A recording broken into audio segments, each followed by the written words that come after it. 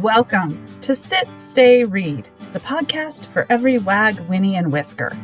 I'm Kathleen Donnelly, award-winning author and retired canine handler. Each week, I chat with novelists about the bond we share with our furry friends and how they inspire stories. Grab a coffee, get cozy with your favorite pet. It's time to sit, stay, read.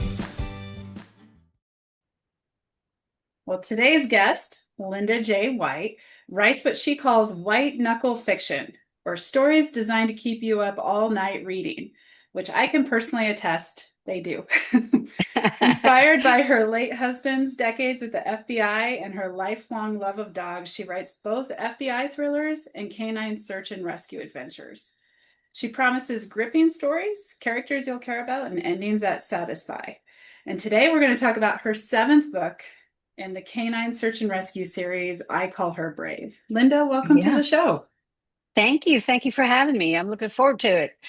Yeah, it's kind of funny. I read the book and I'm preparing questions, and I realize I feel like I gravitated more towards the ponies with Chincoteague and Yes. Assateague. So we'll talk a little bit about them, but I do want to get back to the wonderful canine you've created. So Yeah.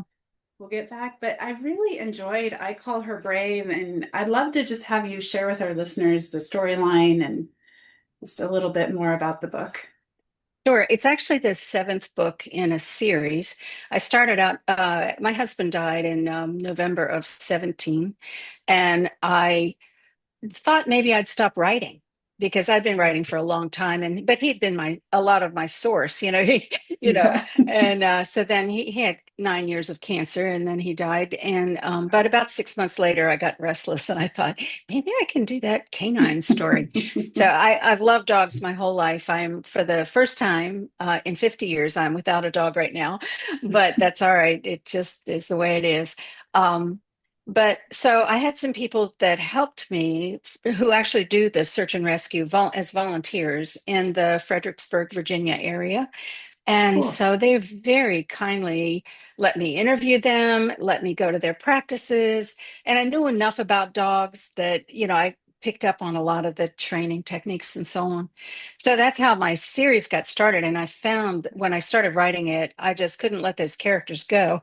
So, but I never really intended a series, but here we are, and I'm in the seventh book. So the seventh book, actually, you know how people do time slips where they're doing in like the 19th century and then they slip into the 20th century and Mhm. back and forth. Well, I decided to do a character slip.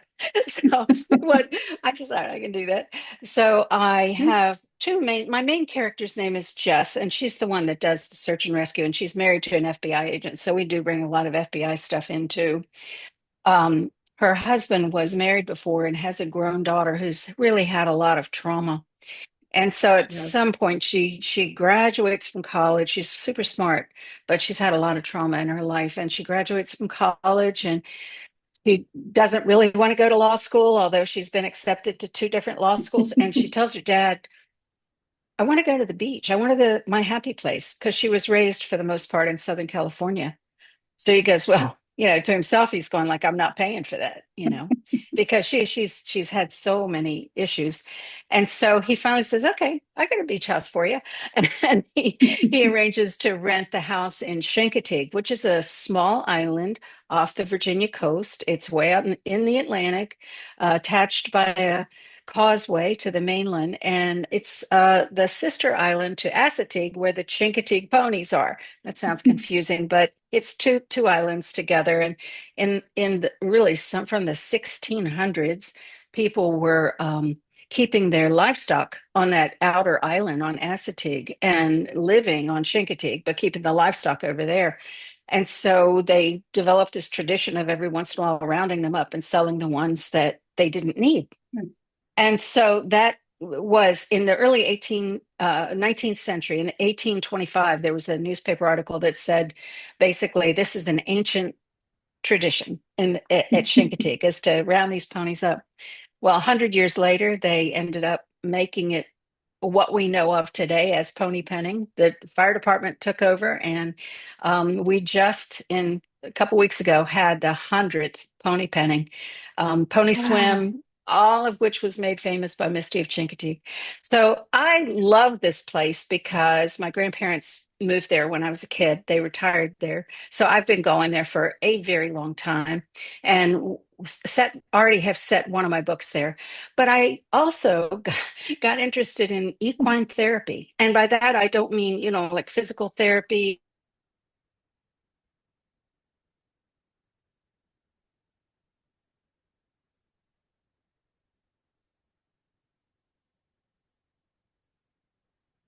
And she's like 22 years old. She's graduated from college. And and her dad says, yeah, you can go to the beach. Sends her to Chincoteague. And she starts interacting with a slower pace, a less technological society, and the horses and the lives and the birds and the beach and everything over there.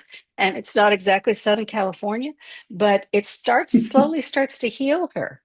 So that's what the story is about, is her journey toward healing. And then at the same time, Jess has taken on the job. She's a private investigator now. She used to be a homicide detective. She's a private investigator, and she's taken on the job of trying to find out what happened to this woman's child who was abducted or disappeared, went to get ice cream from the ice cream man down the street and disappeared.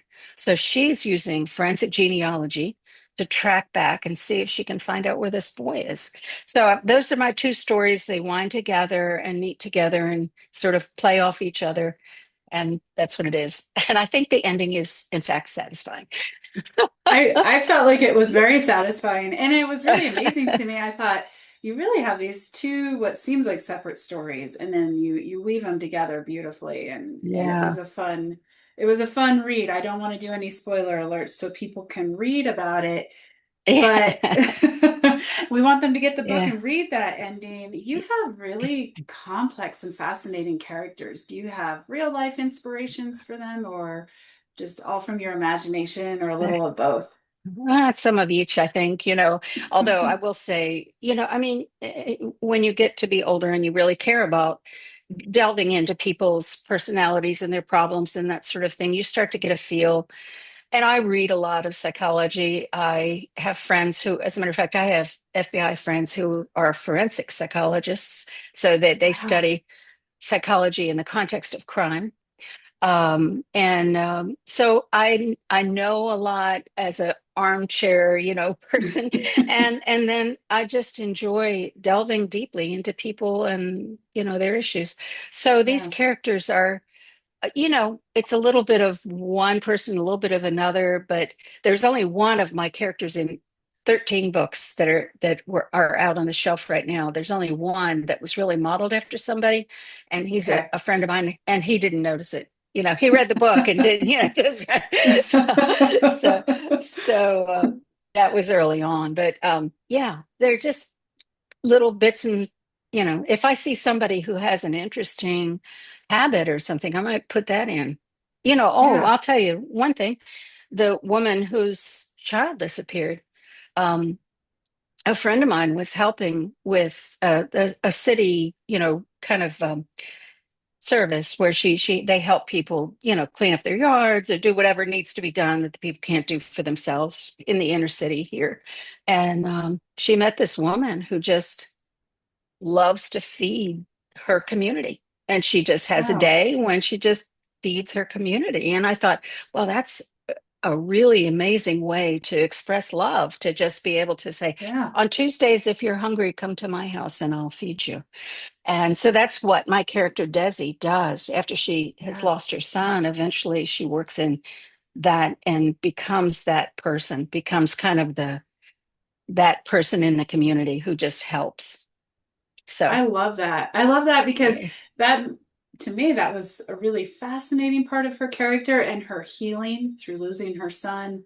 Yeah. And so I love that that's actually one of the things based on something real, that there are Yes. people out there in the world right now helping each other like that. It's wonderful. Yes. Yes. Yes. That's right. That's right. So I really enjoy hearing people's stories. And I think the more you hear their stories, the more you see these unique individuals that God has created, and they or have gifted in certain areas and they just love people in very specific ways. And I hope that I always have somebody like that doing something in my book. Jess is becoming more and more like that as she's getting older, in my books. So yeah, I enjoy portraying that. Yeah, it's nice too because we read, I mean, I read a lot of mysteries, and of course that's what yours is. You have the cold case, you have things going on with Amanda, and Hmm. so it was nice to have this other side too. I think we tend to get focused on the cold cases, the mysteries of the world, and we forget Yeah, about the other side. So I yeah, really love that. yeah. My earlier books were straight FBI thrillers. As I say, there is an FBI element in this because I couldn't really get away from it. I enjoyed it. But I mean, my husband worked at the FBI Academy for 27 years. And so, and most of our friends were agents. We knew them. And we hung out with them and we learned about them. So my earlier books are more, like my husband would say, he's talking him to death. He'd hit him by now. And I go, oh, okay. So, so they're a little bit more, shall we say, robust than these later books. I love that. And your Yeah. husband did a really fascinating job for the FBI. Do you mind if I ask you about that and have you tell us a He little about was that? a yeah, he was a filmmaker. He wanted to be a Hollywood filmmaker, and we did 3.5 years in Hollywood early in our marriage. Okay. My son was born there, but he never Wow. could quite crack the Hollywood code. And so we came back east where both of our families were, and he worked for United Way of America for a long time, and then it went with the FBI. And so he made training films for the FBI. So cool. So I always say our kids grew up arresting each other in the backyard using proper FBI procedures because that's what we talked about at dinner time. He'd be talking about some movie he was working on or some video he was working on, and we'd learn, what does it mean to do a car stop, and all kinds of things. So, and he also made shoot don't shoot videos that Oh, I wow. think they're still using them today. So imagine a scene like a movie scene sort of projected on a screen, and a trainee has to watch it and then decide if he can shoot, when he can shoot, and then he has to shoot with, he's got like a laser gun that shoots, and they Okay. get graded on it. So the kids and I all appeared in some of these videos. Just yeah, yeah. My daughters were the screaming little girls in the bank as it was being robbed, all this stuff. So it was a lot of it was I say it was a lot of fun, but it was quite serious too. But over the Yeah. years, I learned an awful lot about FBI. So when I started writing, I was a mom at home for a long time. And when I started writing, I mean, that was just the natural thing for me to fall into. So Yeah. that's what I did. And yeah, I would always tell people I had great access to the FBI Academy before 9/11. Before 9/11, now you can't get in for love nor money, which is Okay. fine. Yeah, it just is the way it is. Makes But sense. yeah. So I would go over and I would always, and agents were so kind to me. They would just be glad to share what they were doing. But I would always say, don't tell me anything secret because I didn't want to have to keep it separate in my head. And so they were very kind and I learned an awful lot of stuff. I got to sit in on new agent classes and just had a Wow. lot of connection there. And I admire so much most of them are just so intelligent and so um, bent on justice and not being brutes, not being, hardcore in terms of, that sort of thing. So I would just admire them, what they were doing and how they stayed straight. And one friend that helped me an awful lot was a woman who was an FBI agent, and she was a character and a half. I mean, she really was. And but Amelia was great. And so on my very first book that I ever wrote, we would get together over lunch and I would go over and I'd say, well, now what would they do if blah, blah, blah? And she would either know it or she'd ask somebody, she'd call somebody and ask them. And so she was a Yeah. huge help, but she was a character. What a wonderful resource. As a fellow writer, I'm like, oh my gosh, what a great resource to have. Yeah. And yeah, that's awesome. I Also loved with Jess how you showed she has a law enforcement background. Scott is an FBI agent, her husband, but she's a mom Right. and she's taking care of this farm on her own and feeding the horses and running search and Yeah. rescue. And I love that. She was such a Yeah. strong character. I just I don't know. Oh, So yeah, I I'm just really glad enjoyed because that. really that's the way most of us are. You know, we don't Yeah. just have a career, we also have family, home, whatever, animals to deal with, and so on. And so we have Yeah. that other side of us, not just business. But yeah, thank you for saying that. I'm glad. I enjoy Jess and enjoy writing her. Yeah. Yeah. She's so fascinating. And her dog Luke, so he's a German Shepherd. Yes, which I And have never owned I've never owned a German Shepherd, so I had to talk to people who did. But I have owned a male dog that was irrepressible. He was just like all over all the place all the time. But I had softer dogs. I had golden retrievers and Springer Spaniels, and my last dog was a Sheltie. I got a Sheltie late in life Oh, because I always wanted a collie type dog because of growing up breeding things like Lada dog and stuff like yeah. that. So, but she very bravely, she was not, I was hoping she'd be a therapy dog and she passed all the classes with, hands down, no problem. She did all that. But I discovered she really didn't like people that much. So, Oh no. so she, yeah. So I kind of threw that out the window because she was just a little standoffish, like, who are you really, And but I wanted to find out about search and rescue firsthand. So I took nose work classes with her Oh, because I wanted fun. to Okay. do it. Yeah, and she was good. I mean, she because it was a training type of thing, so she was good at anything that had to do with training. So she and I did nose work classes, and that was fun. But yeah, but no, I never had a German Shepherd, but I just Yeah. invented one, a rowdy German Shepherd. Well, I thought you nailed him well. I've never had a German Shepherd, but I have friends who have, and I have sat for him. So I thought you really nailed the breed well and the work well. And Mhm. that makes sense if you've done the nose work. You understand what it's like to be at Right. the other end of the leash. And he becomes such a big part of solving this cold case. And again, I don't want any spoilers, but maybe we can talk a little Yeah. about that too. And Yeah, well, he's double trained. He's trained to do both live finds and human remains detection, which is somewhat unusual. Often they're trained one way or the other, but I have him doing both. And so then they use him first to go around and see if he can sniff out any bodies in the area where the kid disappeared. And that's one way he was used. And otherwise he is sometimes I say that he shifts into his lassie mode because, because it's like, would he really do that? I don't know. I'm going to make him do it, because he appears in the books in all different. I mean, he survives a flood. He gets washed away and disappears for a month in one of the books. He's oh, just wow. he's just one of those super dogs. Yeah. So anyway, yeah, he is a invention of my own mind, but a fun dog to write.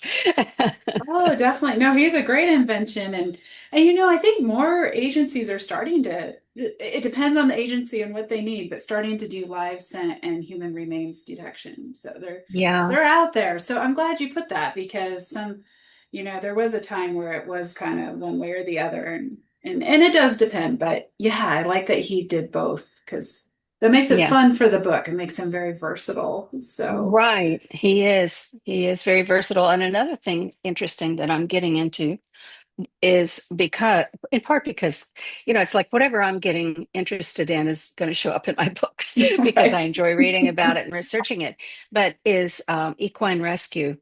Um, not rescue, equine therapy, excuse me, Mhm. um, because the studying that is done, which is showing that animals, that horses can help people with emotional problems, especially children who have been Yes. traumatized.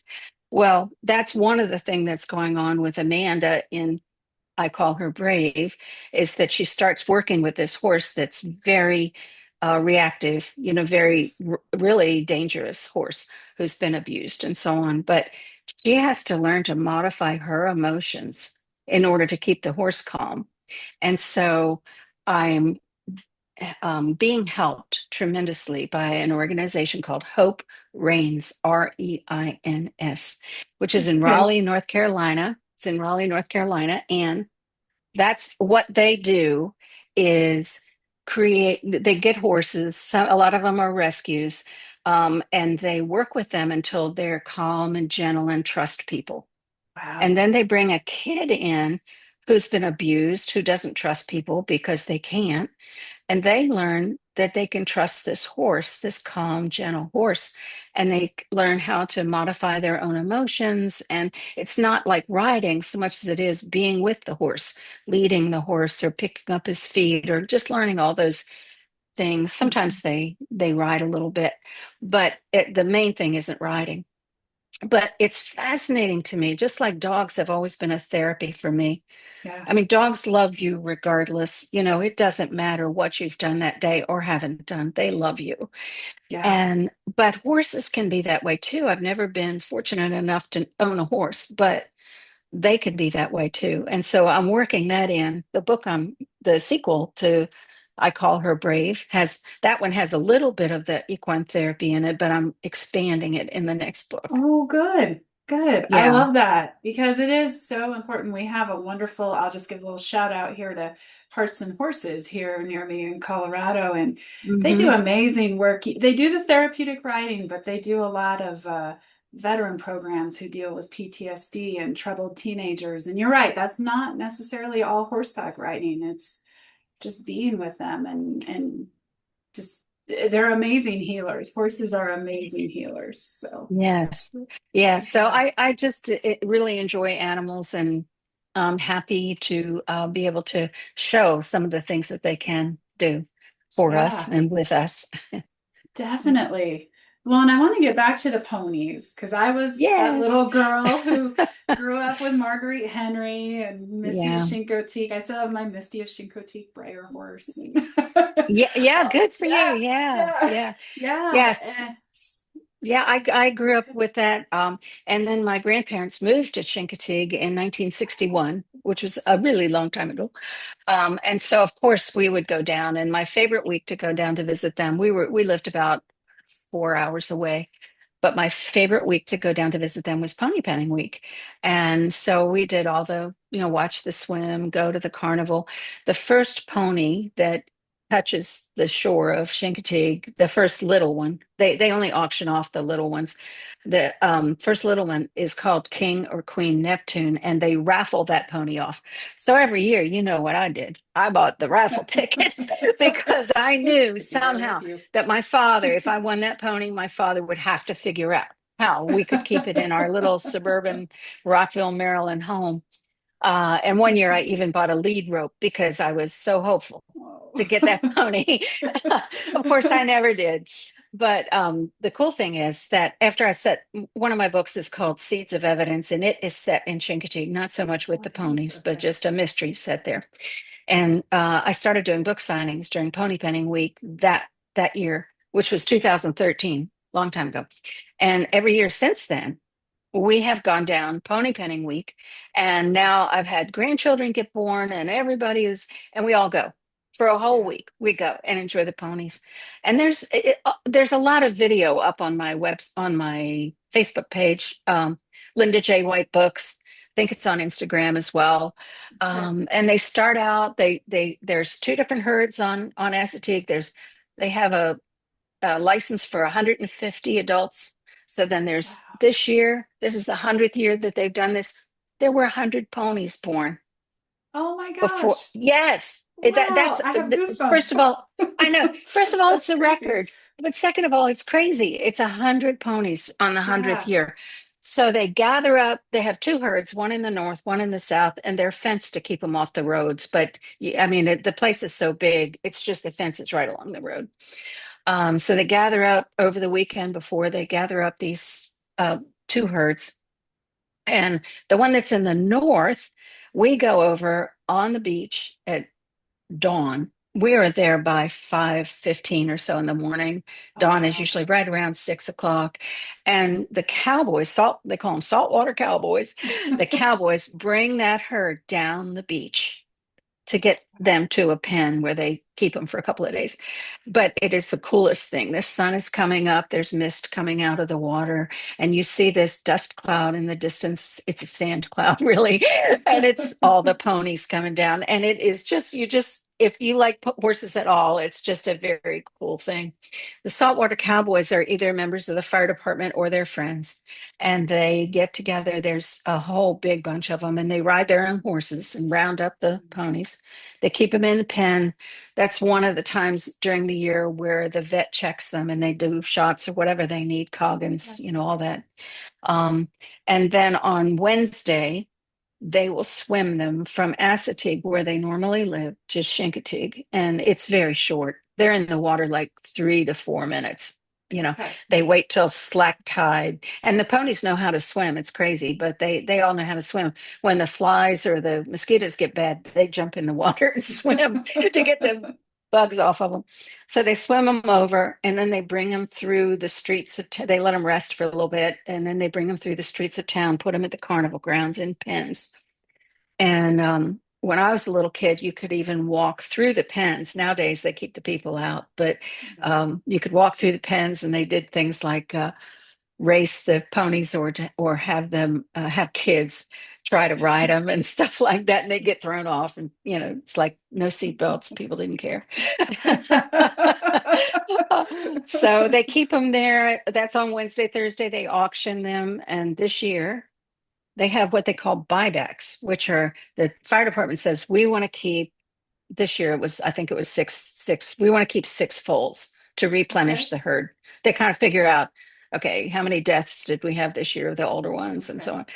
And then so people, usually groups of people, bid on them and buy them and basically donate that money to the Oh, fire wow. department, because they become buybacks. But if you win the bid on a buyback pony, you get to name the pony and so on. And your Oh, money goes to the fire department and goes to, pay the cost of taking care of the ponies over the course of the year. So this year, it was the 100th year. They had 100 foals, and the winning buyback earned in $100,000. wow. $100,000. Wow. That's That's so unusual. wonderful. That is Yeah. crazy. It's not nearly that high usually, but there was a whole big group of people who chipped in their money. It was a big group, I'll tell you that. A big group of people chipped in their Wonderful. money, and so the fire department really got a very nice donation out of that, and everybody gets to watch the pony grow up. So they're very That's smart. wonderful. Interestingly enough, they're kind of a mix. Have Yeah. over the years, they've brought in some thoroughbreds. They brought in a couple. They brought in some Mustangs from out Oh, west. really? They Okay. brought in a few others. So their bloodlines are mixed. But what everybody tells me is that they're very good at preserving themselves. So when these foals that come in are very steady, they're not going to spook easily.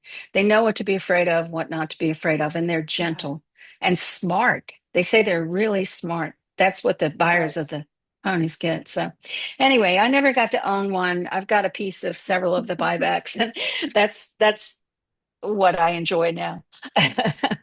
I love it. I was gonna say it's not too late, but a buyback is a great way to have Yeah, one. yeah, And that's right. yeah, it's on my bucket list to someday be at Pony Penning Day. I've been lucky to visit twice, once when I was a little Oh, kid, good. and Yeah. once I was in college, I was doing an internship in Gaithersburg, and I decided to drive all the way out. It's a longer drive Yeah. than you realize, but oh Yeah. my gosh, it's amazing to see them in the wild. And I didn't realize the Yeah. fire department played such an important role and like basically kind of owns them and takes care of them. So the Yes. money isn't just for the fire department, it's for vet care and all Sure. that That's too, right. right? Is that right? Yeah. Okay. That's what happened a hundred years ago in early 1920s. There were two big fires on Chincoteague that kind of Okay. wiped out the downtown area, some significant Oh, buildings. wow. And that's when the volunteer fire department, which was all volunteer at that time, said, we need better equipment to fight these fires. And so that's when they organized the first. Pony penning was Oh, to, okay. so they took ownership of the ponies. I don't know exactly how that happened. I can't remember, but they took ownership of the ponies, and ever since then, they've owned the ponies, and they provide them with some vet care. As a matter of fact, they take very good care of them. So, Yeah, so, but yes, they get the money from the auction, and it goes a lot of it toward the ponies. I love that. I absolutely love it. Yep, Well, someday I'm going to make it to pony penning day, and um, who knows, I could end up. We'll say I'll do a buyback in case my husband's listening to this that's podcast, so right. that I won't bring a pony home, I'm sure. Oh no, you'd never Oh do no, that. not at all. Well, what's up That's next funny. for Luke, Jess, Scott, Amanda, all these wonderful Nate? I love Nate. We didn't talk a ton about him, but he's a wonderful Yeah, character. What's up next for yeah. everyone? Well, what's up next is, they're always, Jess is always doing her PI work. So she has a situation where a guy um, wants full custody of his children. He and his wife have gotten divorced, and he thinks something's going on. And so Jess does a preliminary investigation. And at first, she's skeptical of the guy because she's a woman. And so she's like, this is a mom. He wants to separate her from her children, but she finds out there is stuff going on that she needs to know about. Okay, So I'm about 32,000 words into that book. And Amanda has had met a guy in, I call her Brave. She met a yeah, guy who's one of the veterinarians that takes care of the Chincoteague ponies. And that relationship gets expanded, but we have to see great. what happens if she suddenly realizes that she actually does love him. What would happen if something happened to him? What resources does Oh. she have? So we're putting her in trouble. We're putting Jess in trouble. My characters are always getting into trouble. And Well, but Nate that's is the good. Yes, and Nate's the sort of the wise guy. He's from the western part of Virginia. He's kind of talks like a hick, but he wasn't educated. He went straight in the Marine Corps, went to Vietnam, or went to Vietnam. That dates me.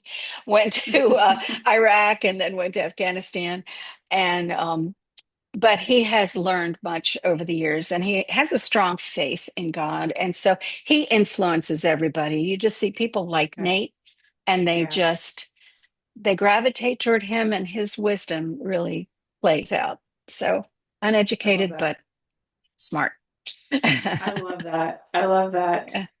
Well, you have so many wonderful books. What's the best way for a reader to find your books and connect with you?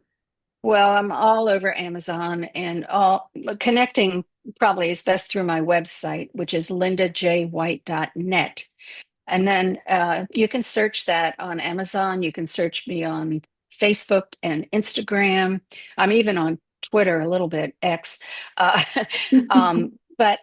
yeah, but if you wanted to get started, if you like dogs, I always say start with the first one in the series called Yeah, All That I Dread. And it's pretty clear. If you look on Amazon, it's pretty clear which is first and second and third and so on, because I yeah. put it right on the cover. So, I love yeah. it. Yeah, so that would be the way to do it. And I love to hear from people. I have one reader I hear from who's in South Africa, of all places, Wow. on a Wow. on a macadamia nut farm, and she reads Oh, my wow. books. Oh, It's I love just it. fun. Yeah. That's really fun. That's what I love about books is it's a worldwide community, Yes. not just a Yeah. small community. So that's That's right. wonderful. That's right. Well, thank you so much for having me on. I really appreciate it. Yeah, yeah. Thank you for coming on the show and for all the dog lovers out there. Make sure you pick up your copy of I Call Her Brave, but that's book seven. So go back to Yeah. book one, although it does stand well on its own. I will say that. And Yes. Yes. yeah, yeah. So, and Yeah, then people have told me that it stands alone. So that's good. it does. Yeah. It does. That's what we all try to do as best as we can. But it's great that there's this whole series. And so, everyone, make sure you check it out. And I'll put Linda's website in the show notes so that you have an easy access. And until next time, keep your tails wagging and pages turning. There you go. Thank you so much. Thank you. Thanks for joining me today. Sit, Stay, Read is a part of the Authors on the Air Global Network. If you enjoyed today's author interview, be sure to leave a review and share the episode with a fellow animal-loving reader. If you're curious about the world of working dogs and wilderness adventures, please check out my books at KathleenDonnelly.com. Until next time, curl up with your best furry friend and sit, stay, read.